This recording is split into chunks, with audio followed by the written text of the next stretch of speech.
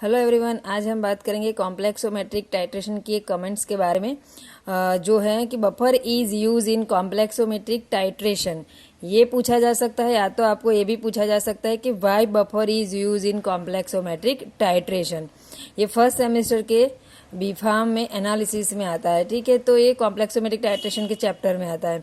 तो बफर जो होता है वो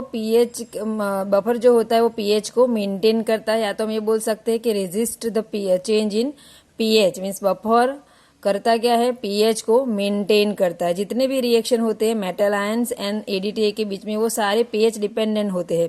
तो पीएच डिपेंडेंट होते हैं तो हमको उसका पीएच मेंटेन करने के लिए बफर का यूज करना ही पड़ेगा, ठीक है। और यहाँ पे जो मेटल का कॉम्प्लेक्स बनता है वो अल्कलाइन पीएच में स्टेबल होता है, तो हमको यहाँ पे अल्कलाइन बफर का यूज करना पड़ेगा। तो जो अल्कलाइन बफर होता है वो पीएच को मेंटेन करता है, और जो एसिड होता है उसको न्यूट्रलाइज करता है, और न्यूट्रलाइज करके जो पीएच होती है उसको मेंटेन करता है। तो बफर क्या करता है कि कॉमन लैंग्वेज में हम देखें तो बफर पीएच को मेंटेन करता है कॉम्प्लेक्सोमेट्रिक टाइट्रेशन में, ठीक है। क्योंकि यहाँ पे जितने भी मेटल आयंस एंड एडीटीए के बीच में जितने भी रिएक्शन हो रहे हैं वो सारे के सारे पीएच डिपेंडेंट है।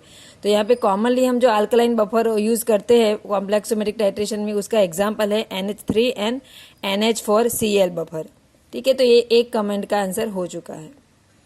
Buffer is use in complexometric titration.